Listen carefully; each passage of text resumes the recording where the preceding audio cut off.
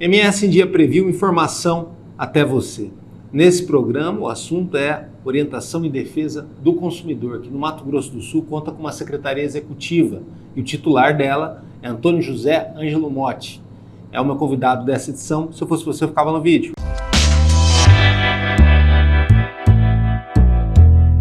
Seja bem-vindo. Muito obrigado. Bom ter o senhor aqui. Esse é um assunto que eu gosto, viu? Um dos capítulos mais legais que eu passei no jornalismo foi fazendo o trabalho de cobertura de casos, né, que envolvia tanto orientação quanto defesa do consumidor. E na época a gente obtinha bastante resultado, né, conversando com o saque, né, das empresas e também acolhendo casos dos mais variados tipos. Né? Na época pude aprender muito sobre isso, também conversar com os advogados, né, e saber que é todo um sistema. Aqui no Mato Grosso do Sul, muito bem pensado, esse sistema é trabalhado agora numa secretaria executiva que tem o senhor à frente, né? Isso significa, de certa forma, um grande avanço, né? A intenção do governo foi justamente dar um passo adiante, né? O PROCON ele foi criado há 37 anos aqui e logo ele virou uma superintendência, né? Eu já tive a satisfação de ser superintendente interino no começo dessa edição de superintendência, né? E hoje o processo cresceu tanto que o PROCON já não é mais só um serviço do Estado, né? Hoje ele está em 44 cidades. Então, compõe o sistema de Mato Grosso do Sul não só o PROCON estadual e os órgãos do sistema de justiça e segurança, mas também os PROCONs municipais, né? Isso que eu ia perguntar para o senhor. Interessante o senhor falar desse sentido. O PROCON municipal está integrado ao PROCON estadual. Então, ele também é como se fosse uma base de atendimento eles também para poder são ramificar. né? São autônomos. Cada PROCON municipal ele tem autonomia total, né? Logicamente que para ele funcionar como um PROCON completo, ele precisa de uma série de regulações e também um quadro próprio de pessoas para executar algumas tarefas que são exclusivas dessas pessoas, né? Como, por exemplo, a fiscalização. A fiscalização você exige a designação em concurso ou a nomeação pelo chefe do executivo de pessoas para exercerem a fiscalização. Elas têm que estar habilitadas para isso, né? Então, grande parte dos municípios, eles não têm todo o quadro que ele precisa para desenvolver um PROCON completo. Então, ele se vale do PROCON estadual. Então, o PROCON estadual ele é o pioneiro, ele está aí há 37 anos, ele é anterior ao Código do Consumidor, né? Que é de 92? É de 90. 90. O governo do estado criou uma coordenação e depois virou superintendência muito tempo antes, né? 4 anos antes da aprovação do Código do Consumidor. Então, quando o Código chegou, já tinha o PROCON. E no Código não existe a palavra PROCON, né? PROCON foi uma invenção brasileira, que não foi inventada aqui, mas que Mato Grosso do Sul respondeu a essa tendência na época, né? De se fazer um programa de defesa do consumidor, né? Então ele foi instituído com essa finalidade e virou hoje um nome nacional, né? O pioneiro foi São Paulo, nós somos logo depois, e hoje nós temos mais de 1.000 PROCONs no Brasil, né? De 5.500 e tantos municípios, nós temos 25% quase dos municípios com PROCONs, né? Apesar de ser algo muito recente, né? Não tem 40 anos, né? Tem 30 e poucos anos. 33. É algo fundamental para equilibrar um pouquinho essa relação, né? Que envolve o consumo, né? E que há uma certa desvantagem para o comprador, né? As empresas, visto que elas muitas vezes, às vezes até perdem o controle das operações, às vezes não de forma intencional, né? Mas tem alguém que vai fazer a arbitragem disso aí, de certa forma, ou pelo menos ajudar nessa mediação é super importante, né? O PROCON, ele teve que mudar a sua forma de atuar, né? Que aqui eu queria saber do senhor, essa secretaria executiva que a gente tem em Mato Grosso do Sul também é uma vanguarda, como foi lá atrás a implementação da coordenação do PROCON? Ela é sim, porque assim, Na realidade brasileira a gente tem a maioria dos estados com os PROCONs estaduais, né? Mas existe até PROCON no Ministério Público. No caso de Minas Gerais, o PROCON é vinculado ao Ministério Público. Mas os governos estaduais normalmente criaram lá suas superintendências, coordenações, e agora, mais recentemente, com o crescimento dos PROCONs nos municípios, os estados começaram a perceber que ele tinha um outro papel, né? E que ele tinha que realmente aprofundar nessa questão. No nosso caso, a gente atende a população como começamos há 37 anos, né? Mas o nosso grande papel, de fato, hoje é fortalecer a política de defesa do consumidor. E aí a gente se depara com uma situação muito estranha. Nós temos o sistema, né? Que é o PROCON estadual, nós temos a Defensoria, nós temos a Delegacia, nós temos o Ministério Público e temos a Justiça. Mas não temos a política. Então, a política de defesa do consumidor, em que pese haja uma lei federal, que já foi inclusive atualizada, não existe uma política estadual. Existe um movimento, né? Com o crescimento da iniciativa dos municípios em criar seus PROCONs. Então, para você ter uma política estadual, você tem que ter até da política de Estado, né? Ação permanente, isso. Orientada, você integrada. tem que ter um papel de coordenação, né? Quem é que coordena a política estadual? Então, vai ser o governo do Estado, né? E aí isso independe de mandato, né? Uhum. Então, tem que ser, de fato, uma política instituída. Então, a Secretaria ela vem dessa perspectiva, né? Primeiro, de se estabelecer a política pública, né? Como uma política permanente que independe de mandatos. Segundo, é fortalecer as bases em que o direito do consumidor são operados, né? E aí a gente está defendendo uma nova forma de ver e pensar e agir em relação a isso, né?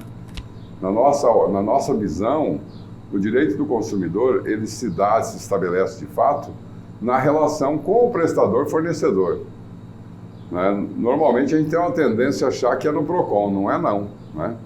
Ele se estabelece, se concretiza, né? Ele é a realidade a partir do momento em que o sujeito compra ou contrata, né? E aí se ele é bem servido, né? No serviço que ele contratou ou no bem que ele adquiriu, já se deu o direito do consumidor. Quando não acontece isso, ele deve buscar, né, mediar isso de imediato com aquele com quem ele contratou ou comprou, né? Então, a primeira instância, de fato, para você reparar danos causados a um consumidor é com aquele que prestou serviço ou vendeu alguma coisa, né? E a gente tem uma tendência a buscar já o árbitro, né? Sim. Então, de fato, você tem que buscar aquele que te prestou serviço ou que... Isso que você está falando vai muito de encontro na questão, assim, de a gente mudar a ótica da coisa, né? Por exemplo, assim, eu acredito que em certos momentos o cliente ele estava no centro de tudo. E muitas vezes até tem a desinformação. Tem gente que procura o PROCON ou vai para a internet reclamar de uma maneira que ele, às vezes, não está agindo da melhor forma, né? Por falta de conhecer as regras, por até uma certa ansiedade, né? Uhum. E uma fé também, né? Quando o próprio PROCON acaba sendo o protagonista da coisa, também não é muito legal, porque já é o próprio embate, né?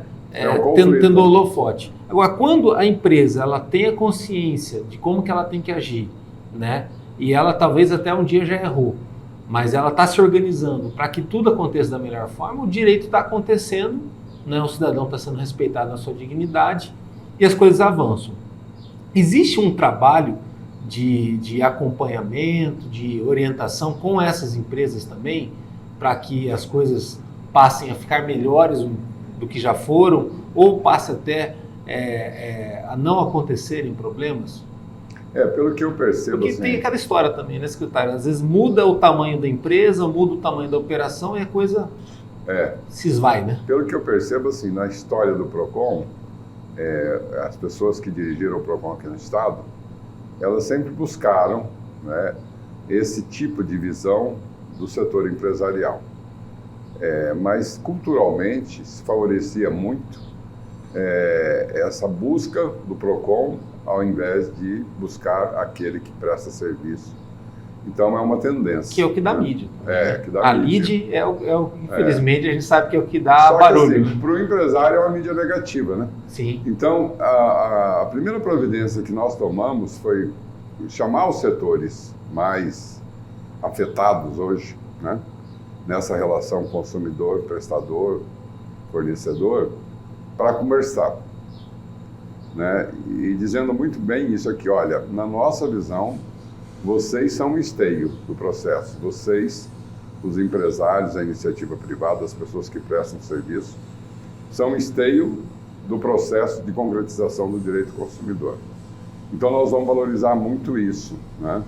E aí nós vamos convidar vocês a uma nova forma de ver e pensar e agir. Né? Nós vamos estar sempre aqui à disposição para orientar, para fazer o aspecto preventivo, mas vocês têm que começar a adotar uma política mais objetiva de acolhimento do consumidor, né? De quebrar essa tradição de que há uma indisposição à reclamação e implantar uma tradição que há uma disposição total à reclamação. E que a insatisfação é natural à existência humana. Né? A gente não conhece nenhum ser humano que é satisfeito. Às vezes é objetivo, às vezes é subjetivo. É isso. Então, quer dizer, o sujeito comprar um produto ou contratar um serviço e não estar contente com ele, não é uma coisa tão inédita, né? Até porque quem vai ter esse sentimento ou essa avaliação é uma pessoa, é um ser humano, né? Então, todos nós somos consumidores, né? E levam muito o pessoal que é do setor empresarial a refletir sobre isso. Você está contente com tudo que você compra? Com todos os serviços que você contrata? De fato, você vai ver que você não está contente, né? Então, nessa relação de consumo, é natural o descontentamento. Então, nós temos que naturalizar o descontentamento, né? Do ponto de vista da sua existência. Não necessariamente naturalizar o serviço de má qualidade, não é isso, né? Mas entender que é natural a insatisfação. E aí lidar com essa insatisfação de maneira produtiva, de maneira ativa, né? Quer dizer, acolhê-la, né? Verificar se o sujeito tem ou não razão na insatisfação, né? Ter a disposição de perceber que você não é infalível também, que você e até pode classificar isso também, né, secretário? Sim. Por exemplo, assim, agora, nessas mudanças que aconteceram nas últimas décadas, eu acho que um setor que acabou sofrendo muito nas empresas, eu queria até saber se é obrigatório uma empresa ter saque ou não, e que tamanho que ela passaria a ter obrigatoriedade, se existe uma regra para isso, foi justamente esse departamento de acolhimento. Até porque hoje, com as redes sociais, fica tudo muito difuso, né? Antes, lá atrás, era o telefone, né? Aí você tinha a central telefônica lá para poder entrar em contato, ou até física. Na parte física, você tinha lá um espaço para isso. Hoje, com a internet, talvez é uma chuva de informação que a empresa ela tem que praticamente separar pessoas, um grupo, só para lidar com isso. O que é muito inteligente para quem sabe trabalhar bem a crise, que até faz um pós-venda, né, nesse sentido.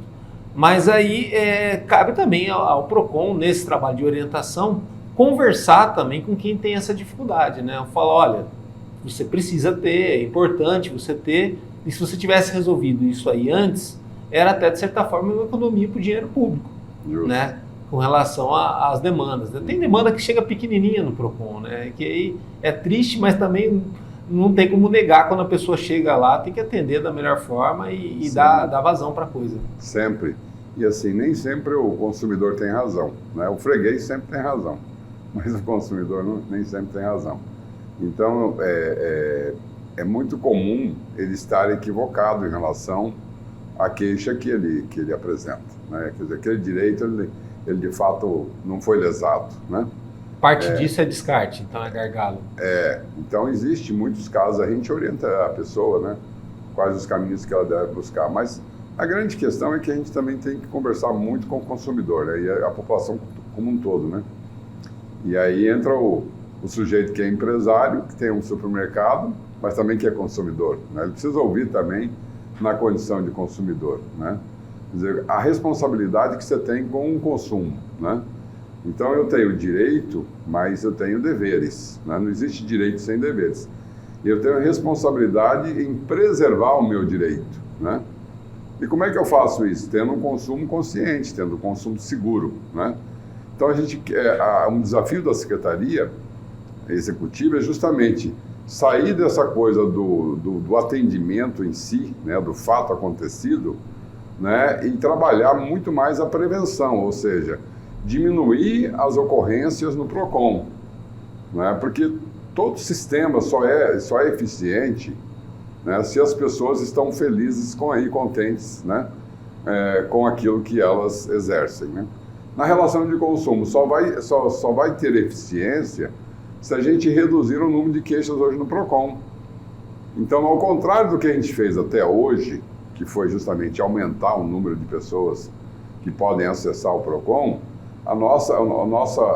nosso desafio é reduzir o número de pessoas que procuram o PROCON. Aumentar essa primeira instância, essa relação entre consumidor, prestador, fornecedor, né?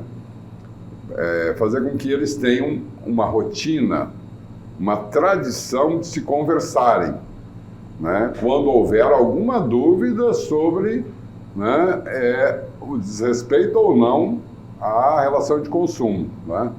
Então, ele busca naturalmente aquele que deve prestar... Ou seja, é uma estratégia diferente, nova, para enfrentar um problema que é antigo, né, que foi só piorando com o passar do tempo, com a tecnologia, com esse mundo mais imediatista, né, e com as vendas online também. Né, e é isso que você falou, é verdade, porque as pessoas estão comprando muito facilmente as coisas, né, e entrando assim, em ciladas, né. Tem algumas coisas que a gente não consegue, até... A TV Globo trouxe uma reportagem agora, nesse final de semana, né? Mostrando muito isso. A pessoa que compra através de um link, né? E a empresa não existe. E ele usa, inclusive, todas as configurações de uma grande loja nacional, rede de loja nacional, né?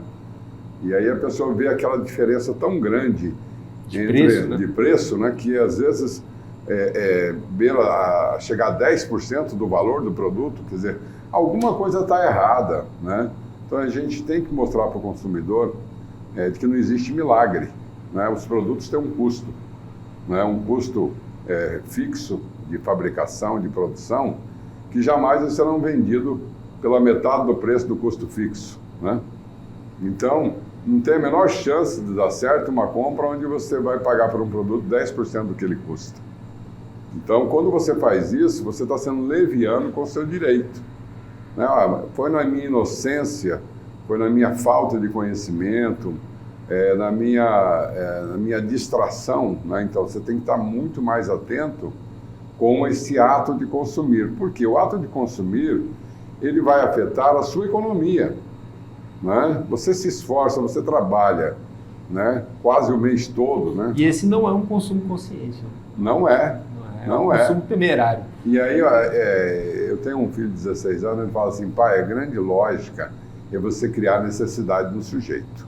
Então, ele não precisa daquele produto, mas você faz uma propaganda tão bem feita que ele fala assim, pô, só vou ser feliz se eu vou ter isso aí, né? Se eu tiver isso aí, se eu comprar isso, né? E aí, como existe, né, os bens que são muito buscados pelas pessoas, né? O que a rede criminosa faz? Lançam esses bens fictícios, né, que não existem de fato como produto para venda, e aí um preço bem em conta, né? E o sistema ele é tão evoluído que eles usam cartão de crédito, né, eles recebem parcelas, eles usam boleto, eles têm uma conta bancária. Simulam validações, né? Também, né? E você não consegue, depois você não consegue localizar essa empresa. Para começar, ela é fora do Brasil, né? O site está todo em português, está tudo escrito em português, mas aí a base ela não está hospedada aqui, né? Então, a gente tem que prestar muita atenção nisso. É o consumo seguro, o consumo consciente, né? Reduzir ao máximo a chance de você realmente ter entrado numa cilada, né? E aí é bom você verificar. Hoje tem vários instrumentos de controle, né? A própria internet nos dá uma avaliação pelo Google, pelo Reclame Aqui. Antes de comprar, né? Antes de comprar, para não ter que passar por isso verifica a idoneidade daquela loja, Verdade. né? Se ela é uma loja segura, se ela responde às reclamações, né? Tem Procon, inclusive, que está criando, e foi ofertado para nós, a gente está avaliando, um Reclame Aqui no Procon, porque você cria um panorama local, né? Então a pessoa vai, entra nessa página, né? E diz lá o que aconteceu na relação de consumo com aquela empresa. A empresa tem a oportunidade, porque ela recebe um e-mail, de responder aquilo lá, né? Se ela responde, ótimo, ela já começa a ser ranqueada. A inteligência artificial vai trabalhando, demonstrando que aquela empresa já prestou esclarecimento, já reparou a situação, né? Nos moldes do Reclame Aqui, né? E do próprio Google. Então, tem Procon que já está criando, né? ou instituindo um sistema próprio de Reclame Aqui, né? Nós estamos avaliando se isso é o caminho, porque a gente estava numa perspectiva muito forte, realmente, e devemos seguir assim, de trazer o empresariado para esse processo, né? Olha, para mudar a realidade, nós temos que deixar de usar as tradições que violam direitos e implantar tradições que preservam e promovem direitos, né? E aí a questão do saque, né? Quer dizer, a maioria das nossas lojas físicas não tem um saque, né? Mas ela tem um gerente para atender essa pessoa, ela tem um responsável no setor de venda para atender essa pessoa. Não pode ficar um vácuo, né? Não pode ficar. A grande dificuldade que a gente tem hoje de atendimento é quando você tem loja na internet, né? Eu mesmo loquei um carro da Localiza esse final de semana e eu esqueci um objeto no carro quando eu entreguei. E aí eu queria ligar para a Localiza, eu não consigo, é tudo pelo sistema, né? E aí até que eu consegui falar, né? E você tem que ter essa paciência. Chegou um momento e falei assim, você está contente? Eu disse não. Por quê? Eu prefiro falar com uma pessoa. Aí a inteligência artificial, nós vamos colocar uma pessoa para falar com você. E aí veio uma pessoa, ainda que à distância. Não foi com som, foi só na escrita. Mas nós resolvemos uma parada, né? Então, a tecnologia, ela avança para economizar os recursos de custos empresariais, né? E isso faz com que a gente tenha que se habituar a novas tradições na relação de comunicação, né? Eu confesso que eu estranhei muito essa relação com a Localiza, porque eu até pouco tempo eu ligava no 0800 e eu falava, hoje eu não, você liga, ele já abre o seu WhatsApp, né? Então, as empresas estão usando tecnologia para reduzir custos. Mas talvez até se distanciar do consumidor, né? Para reduzir custos, né? Mas tem que ter a segurança de que todas as questões que o consumidor tem na relação precisam ser resolvidas. No meu caso aqui, eu vou dar um exemplo, né? Se eu não conseguisse resolver, eu iria até o Procon me queixar. Olha, não consigo falar, né? E a gente teve até um caso daquele rapaz que morreu no Rio de Janeiro, né, que é daqui. A família queria encerrar o contrato com a locadora e não conseguia falar, porque dava na inteligência artificial. E aí foi até o Procon e nós conseguimos que o contrato fosse encerrado, porque o carro já tinha sido recolhido, né? Então, o Procon pode auxiliar também e até mostrar para as empresas, olha, você precisa ter um canal seguro de comunicação, porque do contrário você vai estar infringindo um direito, né? E isso cabe sanção, né?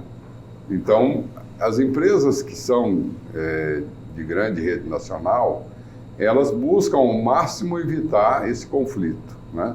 Ou mesmo a acusação de que estejam dificultando a relação segura com o consumidor. Nesse ponto que eu queria chegar para o senhor, pelo menos na época que eu fazia esse tipo de cobertura, a comunicação ela vai mudando, né? Uhum. Tanto da imprensa quanto a comunicação institucional. O senhor fala de uma nova estratégia de abordagem que envolve também a comunicação institucional, né? De trabalhar a conscientização, a aproximação, o acolhimento, né? Para tentar resultados diferentes. Não tem como a gente atingir os mesmos resultados diferentes fazendo as mesmas coisas.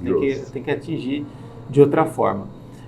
Mas naquela época, vamos botar aí final dessa primeira década desse século e começo do outro, era muito comum os rankings. Aí soltava o ranking, aí dava o top 10 das empresas que estavam mais negligentes com o consumidor. Essas empresas elas iam alternando entre o primeiro e o 10º, mas sempre ali, porque elas têm um volume de operação grande, então não tem como elas não estarem ali, mas abaixo delas você tinha outros casos totalmente diferentes, e fazer-se de uma forma simplista esse relato ao consumidor, dizendo assim, olha, os mais problemáticos são do ramo de energia, são do ramo de abastecimento disso, daquilo, tal, tudo.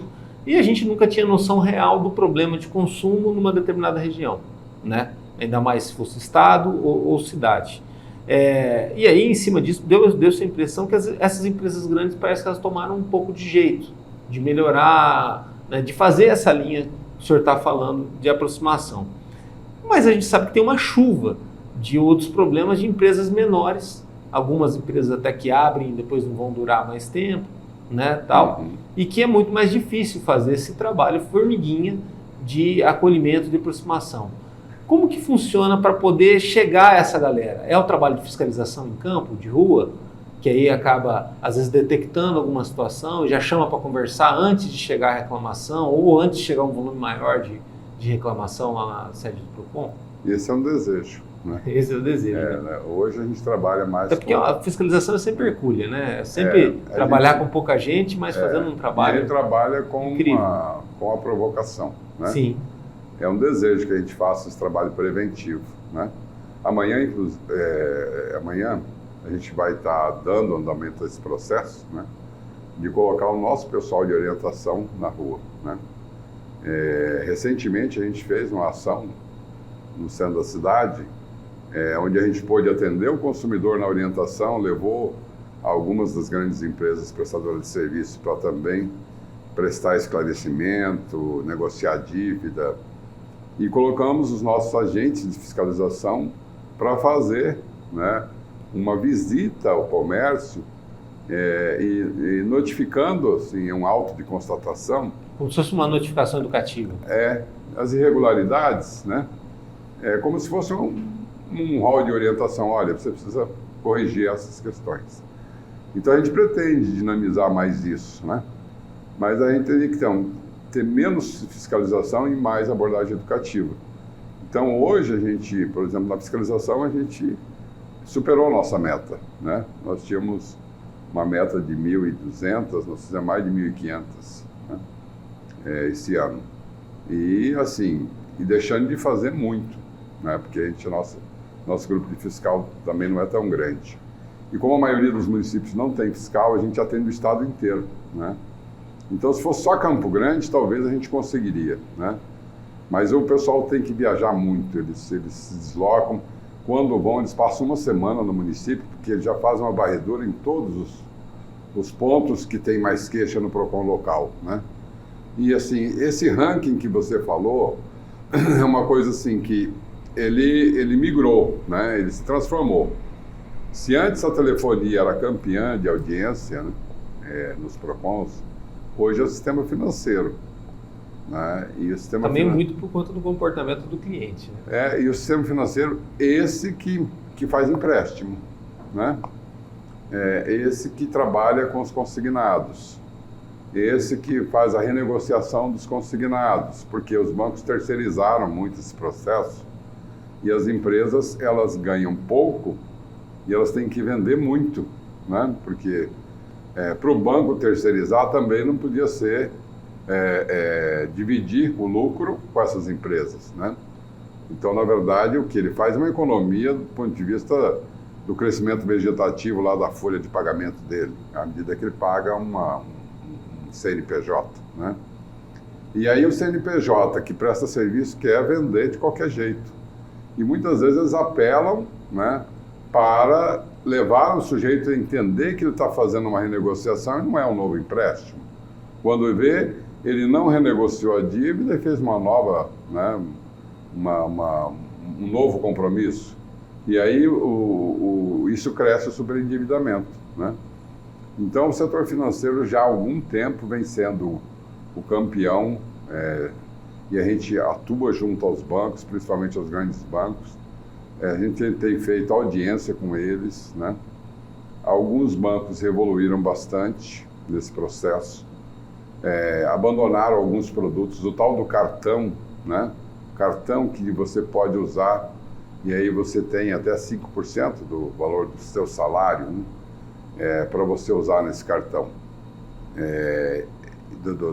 da sua capacidade de empréstimo, né? Então, um banco, por exemplo, abandonou esse produto, porque ele viu que era onde tinha mais queixa nos PROCONs dos estados, era como as suas terceirizadas operavam esse produto. Né? Não adianta investir em marketing se tiver na contramão uma situação dessa. Porque acaba assim que a imagem do banco, né, ela fica prejudicada. Então, a mídia negativa é muito forte nesse ponto. Né? Então, tem alguns bancos que já começaram a evoluir, ou seja, deixar esse produto em que ele não tem realmente condições de oferecer com qualidade ou assegurar de que o sujeito está sabendo muito bem o que ele está comprando do banco, né? Porque está na mão de terceiros, e trabalhar mais com os outros produtos na área do consignado. Então, o consignado hoje é o grande motivador de dívida, principalmente de servidores públicos, né? De pessoas que têm um trabalho estável, né? Ainda que na iniciativa privada, e é o grande risco hoje, né? Do endividamento. O banco recebe, faça chuva, faça sol, porque é descontado na folha de pagamento, né? O juro é muito alto, na nossa avaliação, é um juro altíssimo para quem tem a garantia do recebimento. Né? Quem tem garantia do recebimento não tem risco. Né? Você emprestou 100, depois você vai receber esses 100. Não há a mínima chance de você não receber, até porque você faz seguro, né? Em caso de morte, de invalidez, o seguro vai pagar, né, esse empréstimo da pessoa. Então eles são cercados de uma série de artifícios que não deixa o banco vulnerável em emprestar dinheiro no consignado. E por isso eles poderiam reduzir o juro, né? E é isso que a gente está fazendo hoje com o NuPasse, que é um núcleo que atende as pessoas superendividadas, que é uma lei hoje, né? Hoje é um direito da pessoa superendividada a ter renegociação da sua dívida, a redução das taxas de juro e o equacionamento em parcelas que esteja de acordo com a sua capacidade de pagamento, né? Então, hoje a lei assegura isso, e os PROCONs é que operam, e a justiça homologa, né? Então, a lei cuidou de que houvesse uma ação judicial para oficializar aquele acordo, né? E isso passa muito por essa questão mesmo de educação financeira e também de educação de consumo, né?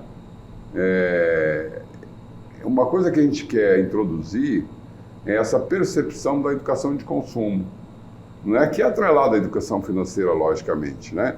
Mas descolada da educação financeira, né? Aquilo que seria, de fato, para o sujeito prestar atenção, para ele ter um consumo muito consciente, muito seguro. Então, aí por isso a gente usar a expressão educação de consumo. Agora, a internet ela interfere muito nisso, né? E a internet é um ambiente, de certa forma, ainda mais nas redes sociais, um tanto histérico, né? De muita briga, discussão, polarização das coisas. E aí a gente tem aquele exemplo recente aí do Celso Russomano, que chegou a ser deputado federal aí por vários mandatos, dessa linha mais, vamos botar, assertiva, às vezes até mais dura com as empresas, e citando sempre a possibilidade de prisão e tudo mais. A gente sabe que o Código do Consumidor ele não é tão drástico assim, embora seja prevista uma ou outra situação de uma punição maior para uma empresa que ela se recuse a resolver uma situação mais grave. Mas o cidadão, na hora que o calo aperta, pode ser uma quantidade pequena de dinheiro, um bem ou outro, ele quer o circo pegando fogo, ele quer que seja resolvido dessa forma. Um tempo atrás, acredito que as empresas até tinham medo, porque todo mundo desconhece o código, né? Tem o código em tudo quanto é lugar, em cada loja tem. É obrigado. É obrigado a ter, tem na internet hoje em dia, super fácil acesso e tal, mas ninguém lê, né? E fica nesse folclore. E de um certo tempo para cá, parece que, assim, perdeu-se esse medo, né? O que é ruim para as empresas, que torna esse comportamento mais frouxo, né? Com relação a isso, e para o consumidor, que aumenta a ignorância também. O código, o PROCON também lida também com esses casos talvez mais duros de golpe, onde realmente existiu o dano material a alguém?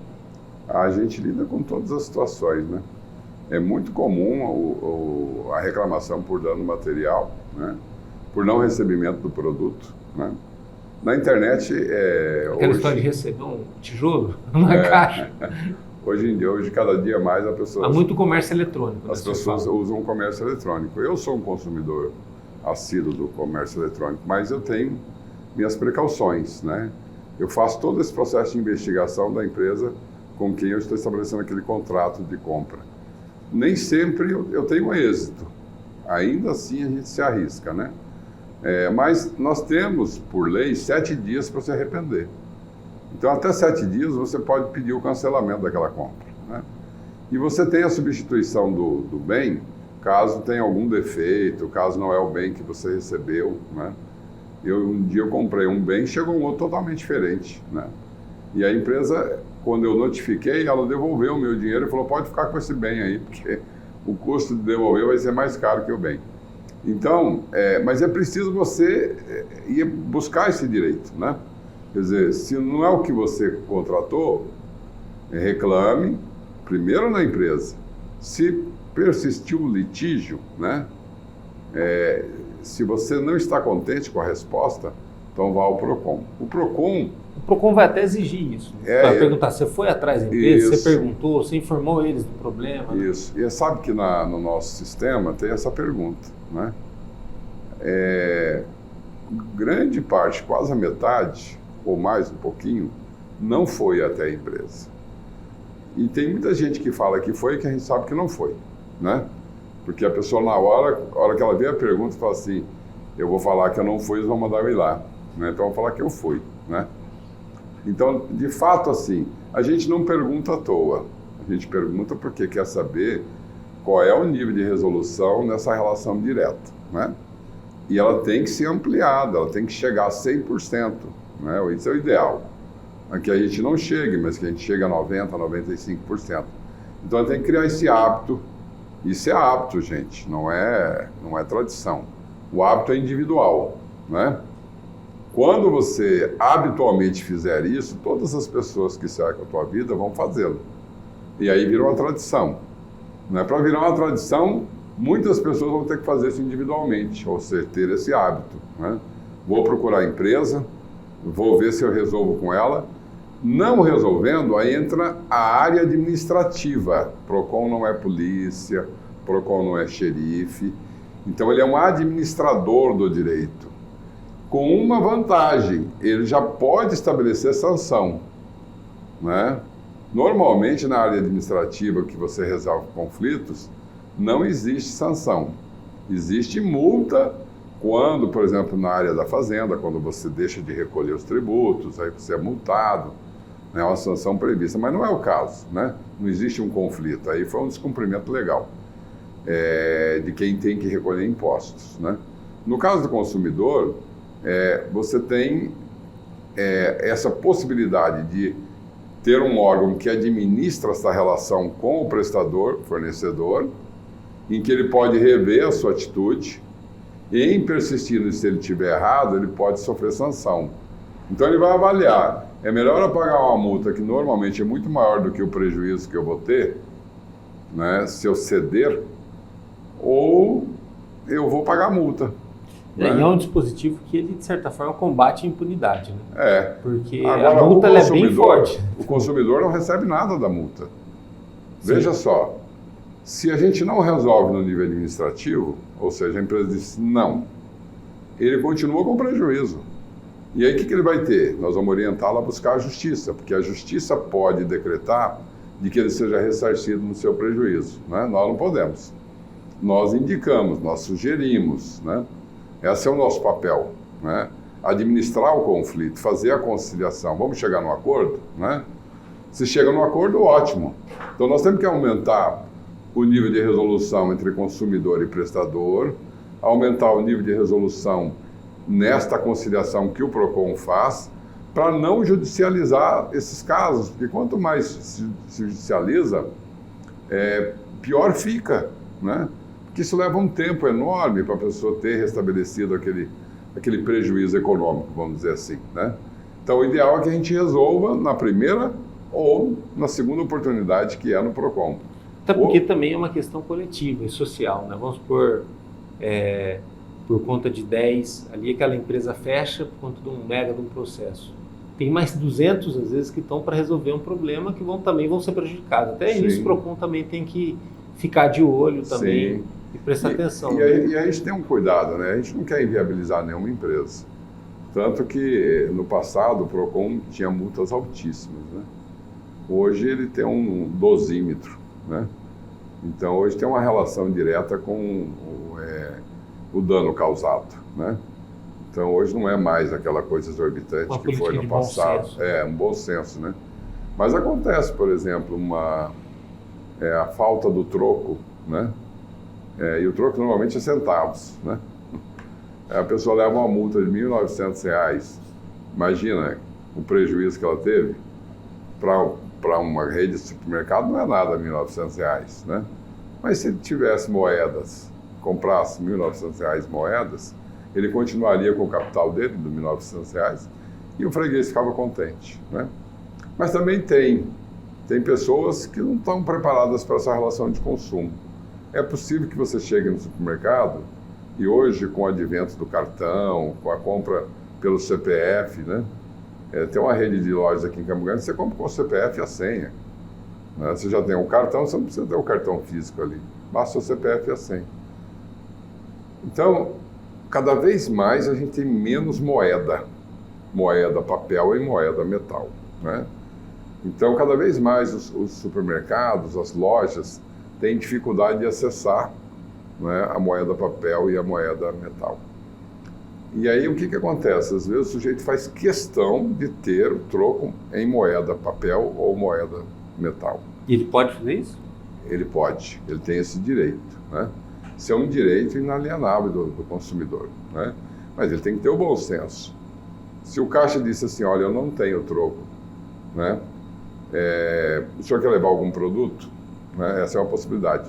Ele não é obrigado. Se no final ele exigir o troco, o supermercado vai ter que dar, ou a loja vai ter que dar esse troco, né? Mas assim, já aconteceu de uma pessoa ter 5 centavos de troco e o caixa dá 10 porque não tinha moeda de 5. E a pessoa se ofender com isso. Então, existem consumidores que estão despreparados para essa relação, né? E às vezes assim ofende o trabalhador que opera um caixa, que ele não tem culpa nenhuma no processo, né? Você acaba fazendo uma ofensa humana, né, destratando um ser humano como se ele fosse o culpado daquele fato, e na verdade ele não é o responsável, porque a ele cabe cobrar, né, receber e dar o troco. Agora, quando você não tem a possibilidade de dar o troco de acordo com aquilo que o consumidor tem direito ali, ele vai ter que, dentro da autonomia dele, encontrar um caminho. Ou ele dá mais, né? Ou ele propõe a você levar algum produto que chegue àquele valor, né? Esse é o caminho do bom senso, né? Que é o que a gente espera que aconteça, né? Das mais variadas esferas. No que diz respeito ao calendário de 2024 do PROCON, né? Que tem, como o senhor falou, cuidar de 79 cidades, né? E também de políticas de Estado permanentes, implementar situações também. O que está previsto, mais ou menos? Olha, nós estamos com muitas coisas para acontecer. Primeiro, mudar a nossa sede. Olha, isso é interessante, hein? Muito tempo está ali, né? O nosso governador... 13 de junho? Nosso governador, a secretária de Estado, eles foram pessoalmente, tiraram um sábado, para olhar os imóveis que tinham sido ofertados no chamamento público, né? Até porque eu pedi para que a secretária, conversasse com o governador, né? Tinha uma preocupação. A nossa tendência é pegar o melhor prédio, né? Até porque hoje as condições de atendimento do PROCON são vergonhosas, né? Do nosso PROCON estadual. Então a nossa tendência é pegar o melhor prédio para ofertar um ambiente seguro, né? Confortável, para o consumidor e para os nossos servidores, né? Quantos são, mais ou menos? São 140 servidores. 140. E hoje, assim, a gente tem a média de 200, 250, 300 pessoas diárias no PROCON, buscando os seus direitos, né? Isso numa capital de 1 milhão de habitantes. Imagina, né? Então, e olha que a gente tem postos avançados nos SIJUs, né? Nos fáceis. Então, inclusive todos esses postos avançados bateram, triplicaram a meta, né, de atendimento. Você vê como o pessoal ainda procura muito o PROCON. Então, a mudança da nossa sede deve se efetivar, estamos fechando esse novo imóvel.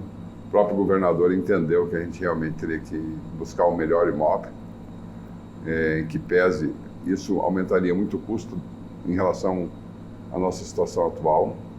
Mas, assim, a gente vê o carinho do governador para com o assunto, né? Porque ele pegar um tempo dele, imagina que o governador está procurando prédio para algum órgão do Estado, né? Normalmente ele designa o secretário, mas ele entendeu que tinha uma missão no governo dele, no mandato dele, que era fazer uma mudança de chave, né, na vida do PROCON. E aí ele criou a Secretaria Executiva, né? Então ele quer criar agora todas as condições para que essa secretaria realmente se estabeleça. Então passa pela mudança de sede, móveis ergonômicos, né, para as pessoas que vão ao PROCON, né, não terem problema de saúde ao sentar numa cadeira do PROCON, né? Agora, é um governador bonzinho, atencioso, mas também ele te colocou o contrato de gestão, né? Sim. Não só o senhor, como todos os secretários, né? Todo mundo ali está submetido, e, aliás, o nosso a uma disciplina muito grande. O né? nosso contrato de gestão, a única coisa que nós não cumprimos 100% foi justamente a mudança de imóvel, porque ele já colocou lá no começo do ano, né? Ainda, né? Então, agora nós já estamos providenciando isso.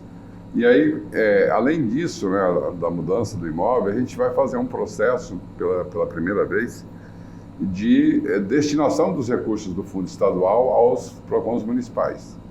Nunca aconteceu isso? Não, nunca foi repassado, né? Nesses 37 anos, tudo bem que no começo era só o PROCON estadual. Mas, assim, nós arrecadamos em cima do município, né? Que tem PROCON e que não tem PROCON. Mas aquele que tem PROCON, ele teria direito ao dinheiro do fundo, né? Nunca foi feito esse processo, né? Então, a gente já... como eu trabalho com política pública há 40 anos e sempre trabalhei com o municipalismo, com os fundos estaduais, nacionais, municipais, né? Já atuei no governo federal, no governo do estado, fiz uma assessoria no município durante um período. Então, eu transito em todas as políticas públicas, né, principalmente de direitos humanos, e é onde eu já tenho, né, na minha experiência profissional, essa ótica do fortalecimento das ações no município. Então, a gente já destinou 1 milhão dos nossos recursos para iniciar um processo de transferência aos municípios, né, para fortalecer os PROCONs municipais e decidir num colégio com eles, né, como é que vai ser a repartição desse recurso. Não somos nós que vamos decidir, são eles, né? Quais são os critérios? Então, na primeira reunião que a gente vai fazer, adotamos agora uma reunião mensal, né, que a gente faz com os PROCONs via internet. Isso que eu falo, presencial, mas pela internet está ótimo. Isso. Também. E nós temos 2 encontros anuais, né? Então, nós já estamos no 20º, qual que é, Kleber? Mas eu vou informar, acho que já foram feitos muitos encontros. Na minha gestão... Ou seja, mais de um por mês, né? O senhor falando de Não, é anual, né? Anual. É anual. Então, são 2 todo ano, né? Que os meus antecessores já instituíram isso. Entendi. Né? Então, nós realizamos recentemente um em Corumbá. E o ano que vem já tem programado para março um em Rio Brilhante. Sempre a gente faz num município, né? Que é legal. Pelo que o senhor falou, se aqui a gente está tendo uma estruturação melhor do órgão, esse dinheiro também vai ajudar na estruturação de órgãos municipais do PROCON, né? Esse recurso é para isso, né? 22º encontro a gente fez em Corumbá. Então, nós vamos fazer o 23º. Você vê que é uma tradição de mais de 10 anos já, né? Então, esse encontro é um encontro de capacitação dos municípios no sentido mais teórico, né? Teórico-prático, lógico. Então, a gente traz uma série de temas que é para evoluir a capacidade operacional dos PROCONs. E a gente instituiu, a partir desse ano, que os encontros são temáticos. Porque o que acontecia antes? Havia uma prateleira de assuntos, né? Mas, assim, era assunto... Em 2 dias de encontro, você tinha lá 8, 10 assuntos. Então, agora a gente falou, não, vamos escolher 2 temas e a gente desseca esse tema, né? A gente aprofunda, traz pessoas que têm reflexão, produção científica, que têm experiência a nível local, a nível nacional. Então, a gente está mudando um pouco para fazer uma coisa mais técnica, né? A gente deve, então, inaugurar uma nova forma de trabalhar. Essas reuniões mensais é a primeira vez que a gente vai instituir isso. Fizemos uma agora, vamos fazer a próxima em fevereiro, são 10 por ano, né? Onde a gente vai trazer o dia a dia dos PROCONs e a gente poder atendê-los realmente nas suas dinâmicas. A gente vai mudar um pouco o nosso Conselho Estadual. O Conselho Estadual ele vem se ocupando mais de cuidar do recurso do fundo. E aí a gente propôs que ele cuidasse da política, né? E eles toparam na hora, né? Nós tivemos a entrada de novos membros e aí nós vamos fazer uma conferência estadual. Vamos animar os municípios a fazer conferências municipais ou regionais para discutir o direito do consumidor, né? Trazer o extrato da realidade e a gente poder, então, a partir da conferência, estabelecer a política estadual, né? O Conselho deve baixar as diretrizes gerais, né? Isso vai nortear uma série de outras políticas públicas. Inclusive, né? Fortalecer o sistema, né? Sim. Que é o que o senhor falou, essa que é o centro da estratégia. Essa integração é muito importante. E assim, a gente tem que fazer uma relação da defesa do consumidor com outras áreas do direito, né? O direito do idoso, por exemplo, né? Tem uma questão séria aí, né? Hoje, os aposentados do INSS estão reclamando muito do serviço prestado pela unidade financeira. Há um desrespeito a uma série de questões colocadas no direito da pessoa idosa e no direito do consumidor. Então, há um encontro, né, no direito da criança, né? Há alguns artigos do Estatuto da Criança que colocam situações que, se você levar na relação de consumo, existe violação de direito do Estatuto, né? Logicamente, em relação ao direito do consumidor também. Então, a gente quer fazer essa ampliação de debate. Nós queremos trabalhar melhor o nosso BI, fazendo uma leitura mais inteligente dos dados que a gente tem, né? Entendendo melhor quem é esse consumidor que reclama. Hoje, por exemplo, lendo o BI rapidamente, a maioria são pessoas solteiras, né? Então, por que são os solteiros que reclamam mais? É estranho isso. Será que esse é um dado confiável? Né? Será que na hora que a gente está perguntando lá, de fato o nosso atendente coloca lá que pergunta para ele, você é casado ou solteiro? Ou ele economiza tempo e coloca solteiro, né? Então isso tudo a gente tem que ver. Esse dado é confiável? Ele é confiável. Então, por que os casados não estão reclamando? Interessante, né? Não, e fazer política pública com base científica. Até recebi aqui, recentemente, o professor Leandro Sauer, matemático lá, né, que é daquela... Meu grande parceiro. Outra secretaria aí que também está envolvendo essa questão dos painéis, né? E citou muito essa tônica do governo Rieder nesse sentido. Olha, obrigado, parabéns aí pelo compromisso. Disponha, né? sempre. E acredito que, olha, boto fé nessa nova forma de trabalho do PROCON, que acredito que assim, a gente tem que parar de pensar só no curtíssimo prazo, né? Tem que fazer algumas coisas com bases para o futuro, de médio e longo prazo, e acredito que isso está sendo feito hoje. Com certeza. E acompanhe o nosso trabalho no www.msindia.com.br, no YouTube tem os cortes, as entrevistas completas, também muita coisa no Instagram e no Facebook do MS em Dia. Até a próxima.